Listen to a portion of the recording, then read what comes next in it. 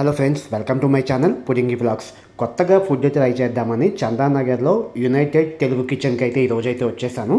వెళ్ళగానే ఎంట్రన్స్లో బోర్డు మీద ఈరోజు స్పెషల్స్ అయితే మెన్షన్ చేశారు.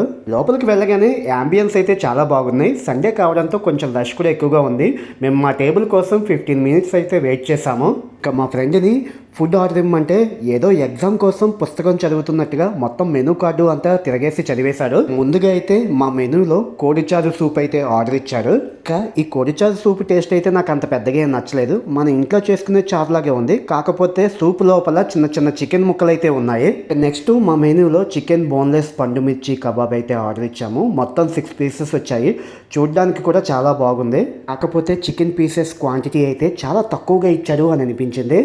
ఈ చికెన్ బోన్లెస్ పండు మిర్చి కబాబ్ టేస్ట్ గురించి మాట్లాడుకుంటే దానిలో ఉన్న మసాలా టేస్ట్ అయితే నాకు చాలా బాగా నచ్చింది. అలాగే పీసెస్ కూడా చాలా మెత్తగా ఉన్నాయి. ఒకసారి అయితే తప్పకుండా ఈ చికెన్ బోన్లెస్ పండు మిర్చి కబాబ్ అయితే డెఫినెట్గా ట్రై చేయండి, చాలా బాగుంది. నెక్స్ట్ మా మెనూలో బటర్ నాన్స్ అలాగే చికెన్ కర్రీ తీసుకున్నాము. మామూలుగా అయితే నేను బటర్ నాన్స్ అంతగా ఇష్టపడను, ఎందుకంటే అవి తిన్నా కానీ కడుపు నిండినట్టు ఫీల్ అయితే నాకు అనిపించదు.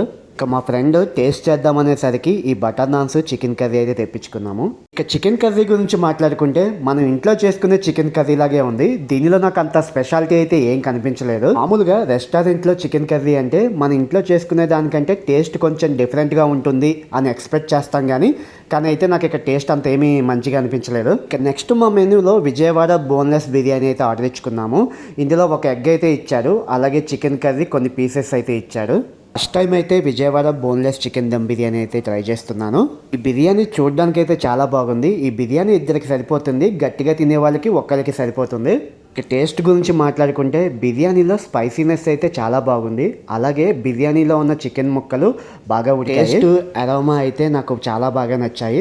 ఈ విజయవాడ బోన్లెస్ చికెన్ బిర్యానీ అయితే ఒకసారి అయితే ట్రై చేయండి. ఈ యునైటెడ్ తెలుగు కిచెన్లో ఇప్పటి వరకు అయితే ఈ విజయవాడ బోన్లెస్ చికెన్ బిర్యానీ అయితే నాకు చాలా బాగా నచ్చింది. తింటూ ఉంటే కొంచెం స్పైసీనెస్ పెరగడంతో నేను మా ఫ్రెండ్ ఒక ఆరెంజ్ మాక్టైల్ అలాగే ఒక స్ట్రాబెరీ మాక్టైల్ అయితే ఆర్డర్ ఇచ్చాము. మాక్టైల్స్ తాగుతూ బిర్యానీ టేస్ట్ చేస్తే ఎక్స్పీరియన్స్ ఇంకా బాగుంది. కొంచెం ఫుడ్ మిగిలితే ప్యాక్ చేయించుకున్నాము. ఇద్దరికి కలిపి బిల్ వచ్చేసి 2500 అయితే అయింది. సో వీడియో నచ్చితే లైక్ కొట్టి షేర్ చేసి బెల్ ఐకాన్ క్లిక్ చేయండి. అలాగే ఛానల్ని సబ్స్క్రైబ్ చేసుకోండి.